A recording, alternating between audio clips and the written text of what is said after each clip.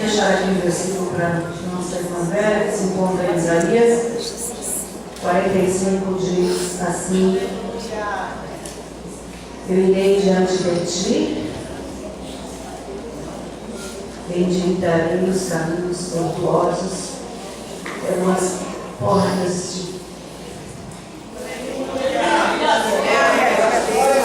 as portas de bronze e despedaçarei os sacrifícios. Nós estamos aqui felizes porque estamos na casa do Senhor, agradecidos a Deus por mais um dia de vida. Aleluia! Todos aqui presentes, durante este ano, ou fizeram um aniversário ou irão comemorar o seu aniversário. Nós temos certeza que todas nós estamos felizes porque estamos na presença do Senhor. Com toda a dificuldade, com todas as barreiras que estão na nossa frente, o Senhor é aquele que quebra os grilhões. O Senhor é aquele que derruba todas as portas que teimosamente foram fechadas. O Senhor é aquele que derruba por terra todas as artimanhas do adversário. A maior parte do dia ele vem nos ajudar.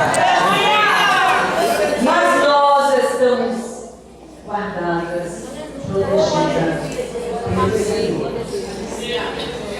Estamos aqui, felizes, por mais um dia.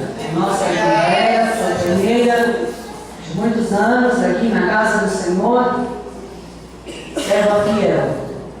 E nós temos certeza que o Senhor tem se agradado dessa atitude de cada uma de nós aqui presente para agradecer ao Senhor pela vida da nossa irmã. Estamos aqui agradecendo hoje pela vida da nossa irmã.